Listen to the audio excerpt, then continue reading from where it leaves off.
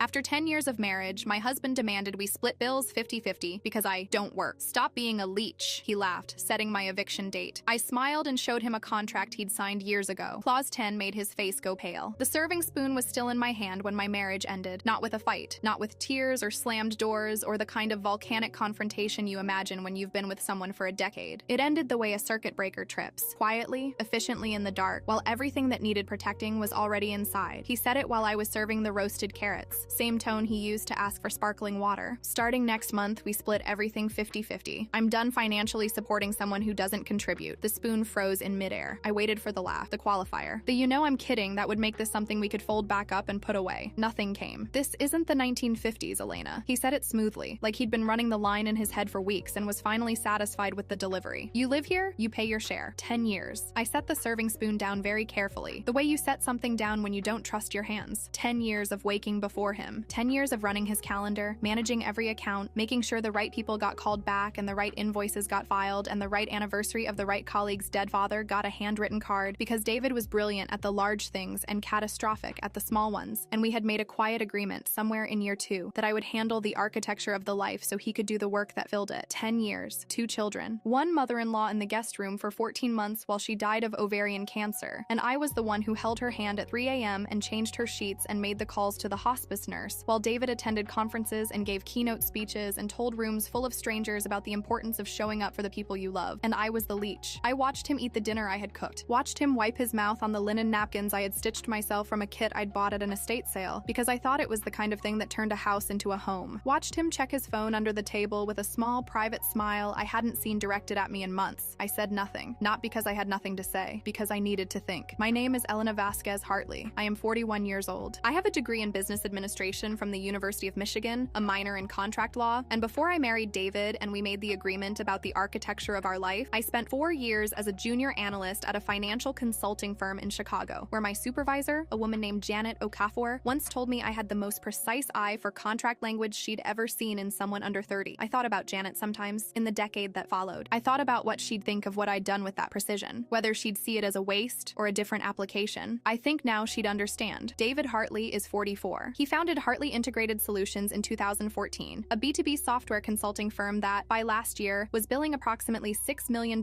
annually and had been written about in 3 regional business publications and 1 national podcast that David listened to on repeat for 2 weeks after it aired. He is tall, charming, and extremely good at being in rooms with powerful people. He has a handshake that communicates competence before he says a word. He remembers names. He sends thank you notes, or rather, I sent thank you notes in his name, on cardstock I ordered from a boutique printer in Portland in his handwriting style, which I had studied for long enough that most people couldn't tell the difference. That detail matters. Remember it. In the early years, we were a unit. He built the company, I built the infrastructure around him that made building it possible. I was not in the office. I was not on the org chart. I was the person who made sure he arrived to important meetings having slept, having eaten, knowing the names of every person in the room and one personal detail about each of them. I was the reason his calendar didn't double book and his contracts got read before he signed them. He handed me everything to read before he signed it. He always said, "Handle the boring legal stuff. You're better at it anyway." I was. I want to be very clear about that. I was. The first sign, if I'm honest with myself, was 18 months before the carrots. David had always been on his phone. That was normal. He ran a company. He had clients. The phone was an extension of the work. But there is a difference between the distracted inattention of someone who is busy and the particular quality of attention someone gives a screen when it contains something they want to protect. I noticed it in November of the year before last. We were at a dinner with the Garcias, our neighbors, people we'd known for 6 years, and David laughed at something on his phone and then angled it away from the table in one smooth motion that looked casual and wasn't. I told myself it was a client. In February, I found a receipt in his jacket pocket, a reflex habit, checking pockets before dry cleaning, for a restaurant I didn't recognize in the West Loop, dinner for 2, a bottle of wine that cost more than he'd ever ordered for us. I told myself it was a client dinner. He had a lot of those. In April, our daughter Sophia asked why Daddy was always tired on Wednesday nights, and I heard myself explain about work stress and project deadlines in a voice that was completely steady, and I thought, I am a very good liar, or I was a very good person who had learned to lie to herself, which is worse. In June, I noticed our joint account was running lower than it should have been, given what I knew about our expenses. I tracked it to a series of ATM withdrawals, cash, specific amounts, every 2 to 3 weeks. Not alarming individually, alarming as a pattern. I said nothing. I tracked it in a spreadsheet I kept in a folder on my laptop that was not connected to our shared cloud storage. I had been doing that kind of quiet documentation for about 4 months when he made the announcement over the carrots. I did not sleep well the night of the carrots, despite what I told myself I would do. I lay in the dark next to David, who fell asleep with the ease of a man who has decided something and feels resolved about it. And I ran the mathematics of my situation. No income for 10 years, no formal employment record. The mortgage was in his name. The car leases were in his name. My name was on the joint checking account, but not on the business accounts, because early on we had agreed it was cleaner for tax purposes to keep them separate. And I had agreed to that because I trusted him and because I was 29 and thought trust was the same as security. It is not the same as security. I thought about the kids. Mia, 8. Sophia, 11. I thought about what the next 6 months would look like if I had no legal claim to the financial infrastructure I had spent a decade building around another person's career. Then, at 2:47 in the morning, I remembered the folder. The blue one. The one in the floor safe in the home office, in the back behind the passports and the homeowner's insurance paperwork. The one that had been sitting there for 8 years, which is how long it takes for a piece of paper to become invisible even to the person who knows it exists. I got up. I went to the office. I opened the safe. The year David founded Hartley Integrated Solutions, his personal credit was in the mid-500s from a failed previous startup, a detail he managed with such deliberate minimization that most people who knew him then had forgotten it, or perhaps never fully registered it to begin with. He needed a loan to capitalize the new company, the kind of loan that requires a guarantor with clean credit and demonstrable assets. I had both. I had an investment portfolio from before the marriage, approximately $340,000, built from years of careful saving during my consulting career, and a modest inheritance from my grandfather. I had a credit score of 791. I had, in other words, exactly what was needed. He asked me to co-sign. I did. And because I was the one who handled the boring legal stuff, because I was better at it anyway, I was also the one who sat in the attorney's office and read the operating agreement before he signed it. All 47 pages, including Clause 10, Section B. I had flagged it at the time. I had said, you should know what this means. David had said, you handle it, you're better at this than I am. The attorney, a man named Gregory Walsh, had explained the clause, and David had nodded in the way he nodded when he was listening to something he considered below his attention threshold. It was a standard deferred participation clause, Walsh had said, boilerplate for co-signed corporate agreements, triggered only under specific conditions. The probability of those conditions being met was extremely low. The conditions: a material change in the financial arrangement between the co-signer and the primary borrower. The outcome: the co-signer assumes 50% of the voting shares of the company, non-negotiable, immediate. A material change in financial arrangement, like for instance, a husband informing his wife over roasted carrots in the same tone used to request sparkling water, that she would be required to fund her own existence in the home she had spent 10 years building around him. I reread the clause 3 times under the desk lamp. I read it a 4th time. Then I closed the folder, walked back to bed, and slept for 8 hours, which was the best sleep I'd had in 4 months. David announced at breakfast that we should see a mediator that week. Formalize the split, he said, pouring his dark roast coffee, not looking up from his phone. I've already talked to someone. Very reasonable guy. Works with couples in transition. Perfect, I said. He looked up. Something in my tone, the complete absence of distress, did a thing to his face. A small recalibration. He'd been expecting tears, or anger, or the particular pleading that made people easy to manage. My calmness was data he didn't have a place for. Good. I made 3 calls that morning while the kids were at school and David was in his office. The first was to Margaret Chen, a corporate attorney with 20 years in contract law and equity disputes, whom I had found through Janet Okafor. Yes, I had called Janet, who had taken 30 seconds to say, Elena, you need Margaret, and then sent the contact before we'd even finished the sentence. I explained the situation. I read Margaret the text of Clause 10, Section B. There was a pause. Do you have the original executed agreement? Yes. Certified copies of all the financial transfers from your personal accounts during the first 2 operating years? I had those too. I had been the one who made them. I had records of everything. Elena, Margaret said in the measured tone of someone who does not overstate things, I want you to come in this afternoon. The second call was to our shared accountant, Robert Feynman, CPA, who had done our personal and business taxes for 7 years and who had, in that time, developed a very clear picture of the financial architecture of our household. I told him I was initiating a comprehensive financial transparency review in anticipation of asset division proceedings. He was quiet for a moment. Are we talking about the business accounts too? All drawers, I said. Robert made a sound. I'll need to pull some files. Take whatever time you need. The third call was to First Midwest Business Banking, where I spoke with a loan servicing specialist named Daniel Park about the status of the original 2016 co-signed business loan. I asked for certified documentation of the loan's full payment history and the original executed agreement on file. Daniel said he'd have it ready within 48 hours. Then I went to the grocery store and bought ingredients for a chicken piccata because I had decided that the last dinner I would ever cook in that house was going to be the best one. I spent the afternoon with Margaret Chen. Her office was on the 31st floor of a building in the Loop, and she had the specific organized quiet of someone who had spent 20 years sorting through financial disasters that other people had created and was no longer surprised by any of them. She read Clause 10, Section B. She read it again. She looked at my certified bank transfer records, $187,000 over 2 years from my personal accounts, documented to the dollar. He understood what he was signing? She asked. His attorney explained it. He was present. And you have the original? Original and 2 certified copies. Please. Margaret leaned back. The clause is airtight. The trigger is the announcement of material change in financial arrangement. You can demonstrate that was made verbally and in writing. In writing? I placed a printed copy of David's spreadsheet on her desk, the one I'd found on his open laptop, my name at the top of the first column, required monthly expenses she will cover, the impossible total, and at the bottom, in small clinical font, if she can't meet the threshold, she leaves the property. I placed the second tab beside it, a woman's name, Chloe, a larger apartment, higher floor, same building. Margaret looked at it for a long moment. He printed this himself, created it on his laptop. I have the file metadata. I had photographed the screen, then emailed the photo to myself from a secondary account, time-stamped. He used his company email to send a draft to an unrecognized address 4 months ago. The subject line was transition plan. Margaret looked at me the way people sometimes look at me when they've just recalibrated who they're dealing with. Elena, she said carefully, you've been building this file for how long? 4 months of documentation, 8 years of unconscious retention. She was quiet for a beat. Then she picked up her pen. Let's start from the beginning. That evening, I put 2 pieces of paper on the dining room table. No dinner, no placemats, no linen napkins. Just the blue folder, open, in the center. David came home at 6:47. I heard him set down his bag in the hall. Heard the specific pause when he walked into the dining room and saw me sitting there. He sat down slowly. What is that? I slid the first document across the wood. The operating agreement. Clause 10, Section B, tabbed with a yellow sticker. Clause 10, I said. Section B, the company operating agreement you signed 8 years ago. He glanced at it. The glance of a man who processes paper as a nuisance. That's just standard boilerplate. It's a deferred participation clause, I said. My voice was very quiet. Quiet gets more attention than volume. I had learned this in 20 years of being in rooms with people who were louder than me. If the terms of our financial arrangement significantly change, the original guarantor receives 50% of the voting shares. Non-negotiable. He looked up. That's not what my attorney— You didn't read it, I said. You handed me the pen. The room was absolutely quiet. I placed the bank transfer records on top of the operating agreement. Every payment I had made during his 2 unprofitable years. Highlighted, dated. Certified by First Midwest Business Banking, where Daniel Park had, as promised, prepared the documentation in 48 hours. $187,000 over 22 months. Each transfer annotated with its purpose in my handwriting, because I had written notes on every significant financial transaction since the beginning of our marriage, the way you annotate something you suspect you will need to explain someday. David's face had started doing something. Not crumbling, not yet. Tightening the way it tightened before a fight, the jaw setting, the eyes going flat and calculating. I placed the third document, his spreadsheet, printed cleanly. My name in the first column. Chloe's name in the second tab. His face stopped tightening. He looked at the spreadsheet for a long time. How did you— You left your laptop open, I said simply, and you used your company email for the transition plan. Robert Feynman has already flagged 3 Hartley business accounts that contain transactions he was not previously aware of. He's filed an amended disclosure with your corporate attorney's office. He hadn't known about Robert. I could see him calculating the legal exposure, the timeline, the question of how much I actually had and how much I was implying I had. I want to be precise here. I had enough. I was not bluffing. Elena, he said. His voice had changed completely. The smoothness was gone. Something underneath it. Something raw and a little panicked. If you execute that clause, the company goes into mandatory equity restructuring. The current investors will be notified by Margaret Chen's office tomorrow morning, along with a copy of the original operating agreement and the documentation of the trigger conditions. I paused. Margaret is at Chen & Associates, 20 years in corporate equity. She's very thorough. He stared at me. You were planning my eviction, I said. You built a spreadsheet. You scheduled my removal the way you schedule a software migration. Silence. The particular silence of a person who has been caught not in a moment of passion or weakness, but in the cold, organized architecture of a plan. That kind is worse. It takes longer to come back from for the person it's directed at. I had come back from it. I had had 4 months. Elena, listen to me. You assumed, I said, that because I was quiet, I didn't understand the game. His face had gone the color of old paper. I handled every document that came into this house for 10 years, I said. Every contract, every clause, every loan you handed me to read because the boring legal stuff was beneath you. I let that sit for a moment. I read all of it. I understood all of it. And 8 years ago, when you handed me the pen and asked me to put my savings on the line for your company, I signed an agreement that protected my position in that company if you ever decided to remove me from this life. His voice dropped to a whisper. If you execute that clause, I'm ruined. I looked at him. 10 years. His mother's hand in mine at 3 a.m. Sophia's first day of school, which he missed because of a client meeting he hadn't needed to take. Mia's surgery for the tonsils, the waiting room, the forms I filled out alone, the thank you notes in his handwriting, the career I had paused, and then, somewhere in year 5, simply stopped returning to, because the architecture of our life had become a full-time occupation, and there weren't enough hours. I looked at him the way you look at someone you have finally, completely figured out, not with anger. Anger had somewhere to go. This was something colder and cleaner, and in its way, more final. That's not ruin, David, I said. I folded my hands on the table. That's just equality. Here is what happened in the weeks that followed, because I know you want the specifics. Margaret Chen filed the formal notice of clause execution 3 business days after the dinner table. Hartley Integrated Solutions Solutions entered mandatory equity review within the week. David's primary investor, a firm called Carver Capital, was notified by their own legal team, independently of Margaret, because Robert Feynman's amended disclosure had already reached the firm's accounting contacts and requested a full audit. The audit found three things. The first, approximately $94,000 in business account disbursements over 16 months that had been classified as client entertainment but were not documented as such. Some of those disbursements corresponded to the ATM withdrawals I had tracked in my private spreadsheet. The second, a secondary holding company that David had established 18 months prior, into which a portion of Hartley Integrated's billing revenue had been redirected. It was technically legal. It was also, as Margaret put it in her brief, a textbook illustration of undisclosed financial separation in an ongoing marital estate. The third, the secondary holding company had a co-owner. Her name was Chloe Reeves, the woman in the second tab, the higher floor. I want to be clear, I did not feel vindicated by that. I felt something more complicated, the particular heaviness of being right about a thing you desperately wanted to be wrong about. It sits in your chest like a stone. It doesn't feel like winning, but it mattered, legally. It mattered very specifically and very practically to the settlement. David's attorney, a man named Stephen Krause, 15 years in family law, who called Margaret 3 times in the first week with increasingly urgent tones, attempted to argue that the clause execution was a retaliatory maneuver designed to leverage the divorce proceedings. Margaret submitted as Exhibit C a time-stamped photograph of the spreadsheet on David's laptop, dated 4 months before I had spoken a single word to any attorney. He had moved first. I had simply prepared. The clause stood. The settlement was completed in 4.5 months. I will not give you the specific numbers, because they involve confidentiality provisions that I agreed to in exchange for things that mattered more to me than the satisfaction of disclosure. What I will tell you is that Mia and Sophia have a home, and it is the home they've always known, and neither of them had to change schools. That was the only number I negotiated on. Everything else was secondary. I want to say something about the 10 years, because I've spent a lot of time with them since all of this happened, and I think they deserve more than being framed as a cautionary tale. I do not regret making the agreement. I do not regret the architecture. I believed in what we were building, and for a long time, for most of those years, I think David did too. People change inside structures that serve them. They forget what the structure cost to build. They start to see the architecture as natural scenery rather than labor. I think that's what happened. I'm not certain. I'm not sure it matters. What I know is this. I was never invisible. I was never the background. I handled every document that came into that house because I was genuinely better at it, and I knew it. And for a long time, that was its own form of satisfaction. The quiet satisfaction of being excellent at a thing in a room where no one was watching. He handed me the pen 8 years ago and called me brilliant. He was right. He just forgot. 2 months after the settlement finalized, I had coffee with Janet Okafor at a place in the West Loop that has a very good cortado and tables far enough apart that you can have a real conversation. She asked me what I was going to do next. I had been thinking about this. I had, in the week since the dinner table, been doing a thing I hadn't done in a decade, sitting with my own preferences, asking myself what I wanted as a terminal goal rather than an instrumental one. I'd applied to 3 positions, one at a financial consulting firm, one at a boutique contract law office that worked with small business clients, one that I will not describe here because it's still in process. You'll be good at all of them, Janet said. I know, I said. She raised an eyebrow. I have been very patient, I said, for a very long time. I'm done being modest about what I'm capable of. She laughed. It was a real laugh, the kind that tells you a person is genuinely pleased. I drank my cortado and watched the street outside the window. A Tuesday in March, gray and ordinary and completely mine. He had assumed my quiet was emptiness. He had assumed the woman who handled the boring legal stuff had no understanding of the game. He handed me the pen. I signed. And when he forgot what brilliant looked like, I reminded him.